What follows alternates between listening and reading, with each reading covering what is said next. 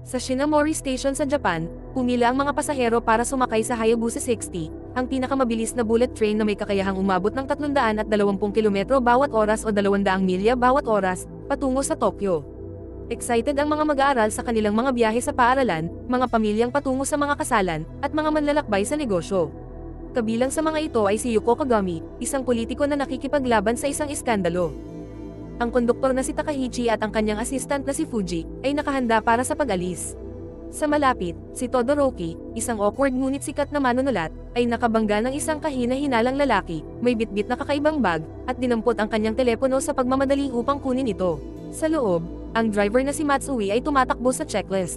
Malinaw ang mga signal, naka-off ang preno, itinutulak niya ang mga kontrol pasulong.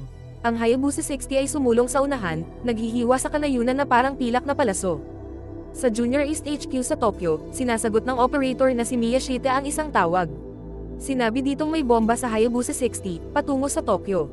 At kapag bumagal ang tren sa 100 kilometro bawat oras, ito ay sasabog. Bago pa makapag-react si Miyashita, nagpatuloy ang boses. Ang pangalawang bomba ay nakatanim na sa isang freight train sa Amori Station. Ito ay sasabog kung ito ay bumagal sa 5 kilometro bawat oras. Sa isang kisap mata sa Amori Higashi Station, ang freight train ay dumaan sa bakuran. Boom! Isang napakalaking apoy ang binalot ang tren. Ang babala ay hindi bluff kaya mabilis na kumalat ang balita. Sa Junior East HQ, ang mga executive kabilang ang general manager na si Yoshimura, ay binibigyang kahulugan ang nakakatakot na sitwasyon.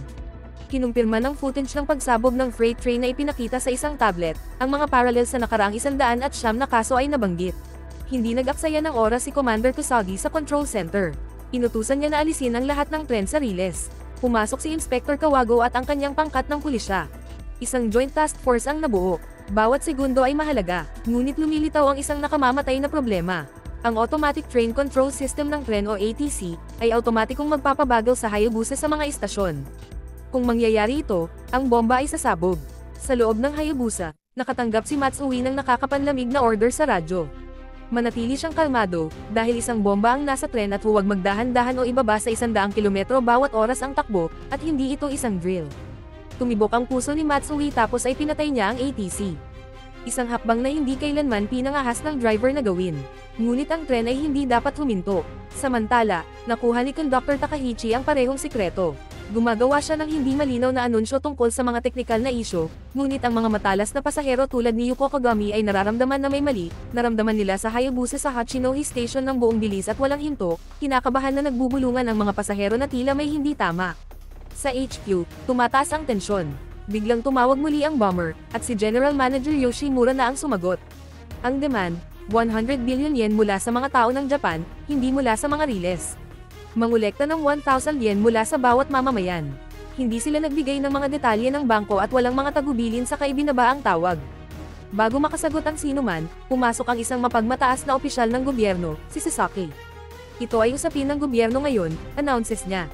Hindi pinansin ang mga utos ng riles, at hinihiling niya na sabihin sa mga pasahero ang tungkol sa bomba, at direktang sumalungat sa utos ni Kusagi. Sa huli, nagpasya silang dapat alam ito ng taong bayan. Ang mga masasayang grupo ng estudyante ay nababalisa. Ang mga bulong ay nagiging iyak. Nagkagulo ng isang galit na lalaki ang humarap kay Takaichi, na sumisigaw ng mga akusasyon. Nakahanap ng pagkakataon si Yuko na linisin ang kanyang pangalan mula sa iskandalo, pumasok ito at sinubukan na pakalmahin siya, ngunit hinawakan siya ng lalaki at binato siya ng mga insulto. Samantala, ilinabas na ang mga balita tungkol sa tren, at lumiwanag ang telepono sa kabila ng panonood ni Todoroki ng live habang nagdaraos ng press conference ang gobyerno. Nang sinagot ni General Manager Yoshimura, sinabi sa kanyang ito ang bomber. Ang baluktot na boses ay parang galit. Bakit hindi mo pa sinabi sa publiko ang tungkol sa ransom? Babalaan ba sila o haharapin ang mga kahihinatnan nito? Napuno ng tensyon ang silid, isang malamig at mabigat na katahimikan at nang wala ng ibang salita, agad na ibinaba ng bomber ang linya ng telepono. Lumitaw ang isang bagong video sa newsfeed ni Todoroki na direkta mula sa bomber. Ang screen ay nagpapakita ng nakakatakot na close-up na footage, na may bomba na nakakabit sa ilalim ng mabilis na Hayabusa 60. Nag-flash sa ibabaw nito ang isang text, nasasabog ito kapag ibinaba sa 100 kilometro bawat oras ang takbo ng tren. Kinakailangan nila ang 100 bilyon yen na ransom. Nakikita ito ng mga pasahero na sakay ng Hayabusa 60 at kumakalat ang panik na parang apoy. Naghiyawan ng mga estudyante at sinasabing lahat tayo ay mamamatay kaya ang iba ay umiiyak at nanlamig sa takot. May isang lalaki na tahimik na nakaupo, isang misteryosong nakakap at face mask. Siya ay nanonood at pinagmamasdan ang kabuluhan. Samantala, isang bagong sakuna ang naalerto ang headquarters, dahil ang train na 3032B Hayabusa, ay ganap na huminto sa parehong riles malapit sa Morioka Station. Isang bird strike ang naglabas ng pantograph nito, na nag-short-circuiting sa system. Ang pag-aayos ay tatagal ng hindi bababa sa 1 oras. Ilang minuto lang ang layo ng Hayabusa 60 mula sa kinaroroonan nito.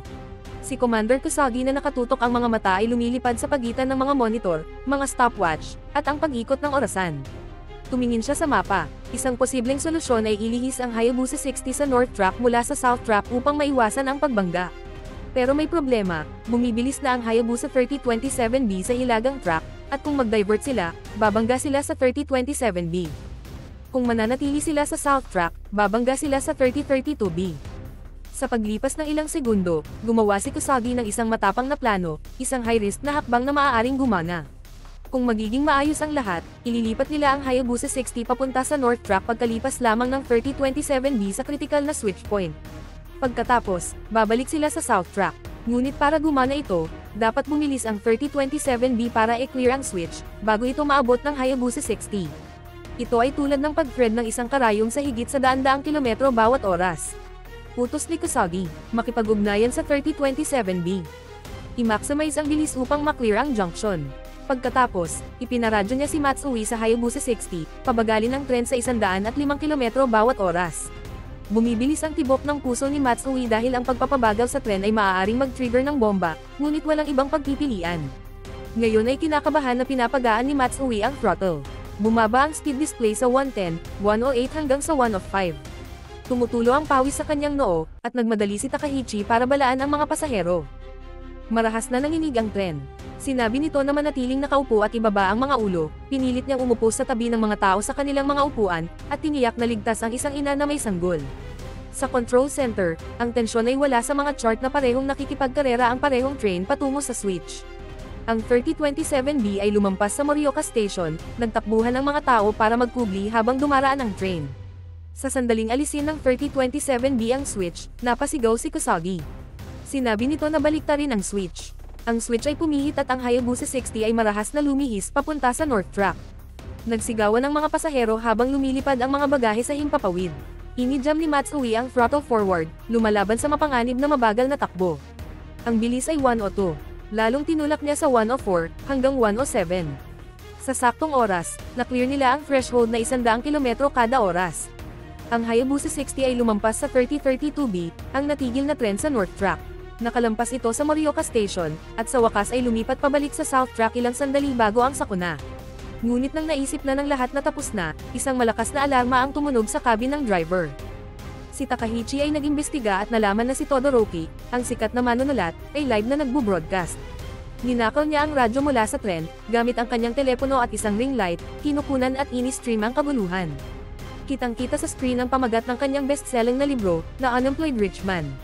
Si Todoroki ay nagla-live streaming sa kanyang personal na channel gamit ang kanyang telepono. Sumigaw siya sa receiver, ang kanyang boses ay sumabog sa libu-libong manunood. Naglakad siya sa aisle at sinabing ang ransom ay hindi galing sa riles, ito ay manggagaling sa mga tao, at walang gumagawa ng anuman. Tumataas ang kanyang boses sa galit, dahil ang gobyerno ay walang silbi. Inanunsyo niya na kinuha niya ang mga bagay sa sarili niyang mga kamay. Naglunsad siya ng crowdfunding website para kolektahin ang 100 bilyong yen. Napost na niya ang link at suriin ang social media. Ikalat ito sa lahat ng dako, upang mailigtas ang mga pasahero. Takot at desperado, ngunit nagsimulang makinig ang mga tao at isa-isa nilang inilabas ang kanilang mga telepono at nagsimulang mag-donate. Ang mga mag-aaral ay nagsimulang mag-film ng kanilang mga video na humihingi ng tulong. Sa ilang minuto, kumalat ang mensahe sa buong Japan. Dumagsa ang mga donasyon mula sa mga tao kahit saan. Samantala, pabalik sa mga screen ng telebisyon sa buong bansa, muling lumitaw ang punong kalihim ng gabinete. Bato at walang emosyon, inulit niya ang paninindigan ng gobyerno. Hindi tayo nakikipagnegosasyon sa mga terorista. Ang pagbibigay ng donasyon sa site na ito ay ilegal at mapanganib. Sinubukan ng mga mamamahayag na makipagtalo, ngunit tinanggal niya ang mga ito at tumangging sumagot. Sa Junior Control Center, si Inspector Kawago ay may daladalang lumang file. Malinaw ang label, Hikari 109 Bombing 1975. Eksaktong parehong pangyayari. Nang binuksan ni Kawago ang file, nagdilim ang kanyang mukha dahil sa mga pagkakatulad. Dynamite component, bilis, activated trigger, isang napakalaking ransom demand. At ang pinakamasama sa lahat, ang orihinal na bomber ay hindi kailanman nahuli. Mabangis na sinabi ni Kawagoe na ito ay hindi random. Ito ay isang taong nakakaalam ng ating kasaysayan. Isang taong nakakaalam ng ating sistema sa loob at labas ng bansa.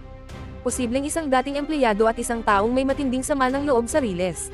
Samantala sa train, si Todoroki ay patuloy na nagmumura sa kanyang dumaraming madla.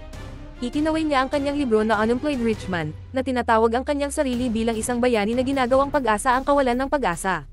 Biglang umakyat ang politiko na si Yuko.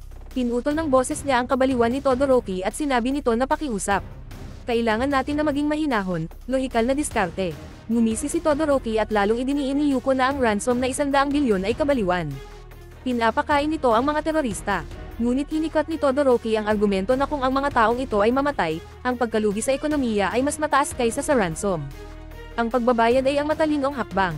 Biglang may napansin ang isa pang grupo ng mga pasahero, sa pangunguna ng mga YouTuber. Nakilala ang tahimik na lalaking may cap at face mask. Sigaw nila at tinuturo na si Goto iyon. Inakusahan nila siyang responsable sa pagbagsak ng helicopter ilang taon na ang nakararaan, isang pag-crash na pumatay sa 8 mag-aaral. Nakinabang daw siya noon sa trahedya, at ngayon ay nagdadala na naman siya ng malas. Ang mga pasahero ay naging marahas, pinagsusuntok at sinisipa ng mga tao si Goto na sumisigaw na mamamatay tao at halimaw. Pinigilan sila ni Takaichi ngunit nabigla siya. Sa gitna ng kaguluhan, nakita ni Aoi na natatakot at desperado, ang pulang emergency button ng SOS sa dingding.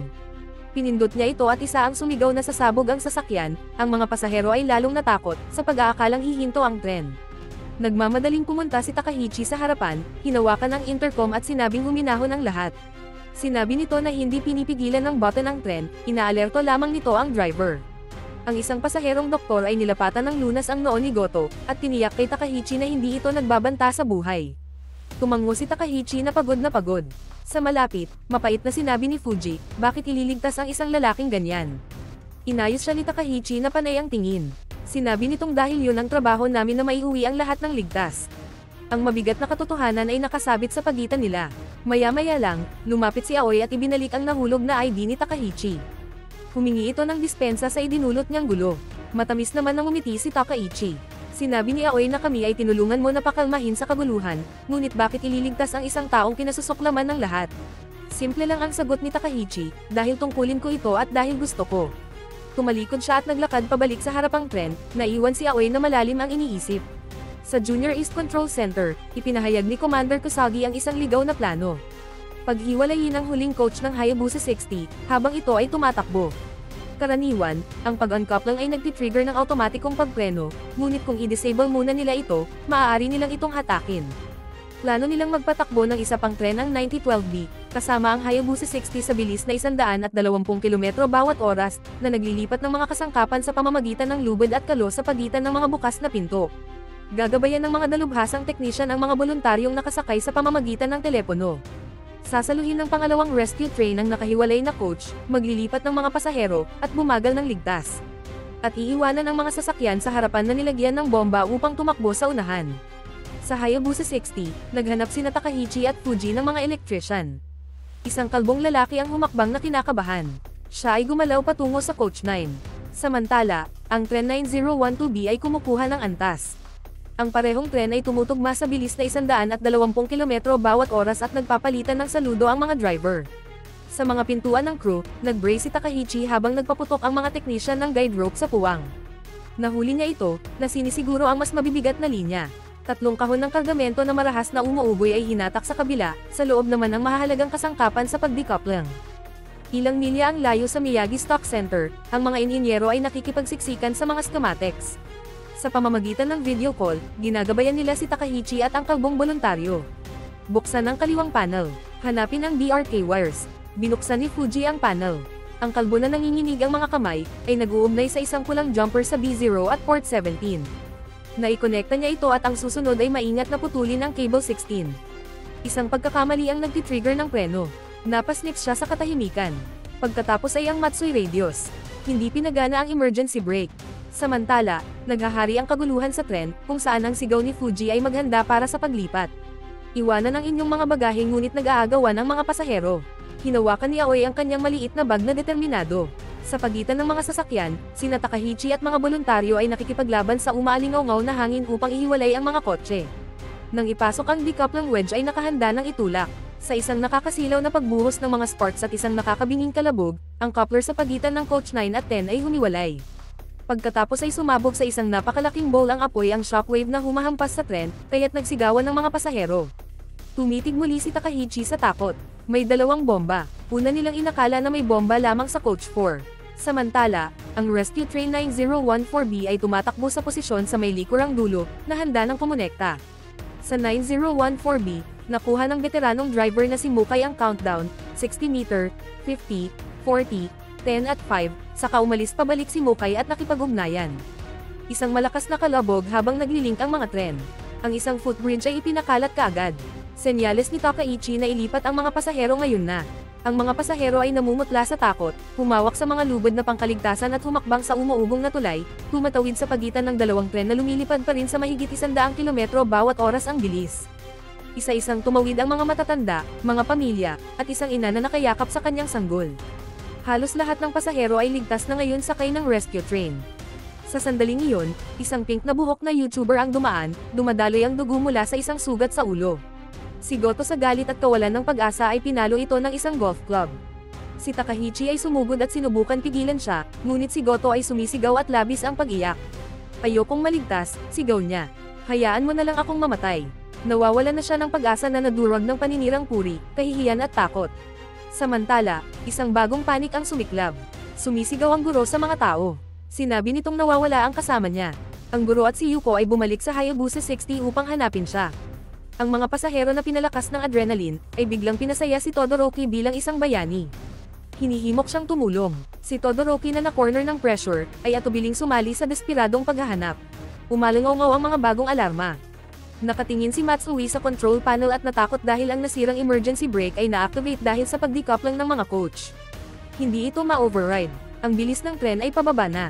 110, 108, 105. Dumiretso sa threshold ng pagsabog ng bomba. Ang pagkakaiba sa bilis ay nakapipinsala. Ang footbridge na nagdudugtong sa dalawang tren ay umuungol sa hirap at ang mga metal twists at snaps. Lumilipad na parang paputok ang mga spark, habang marahas na nagsalpukan ang dalawang tren.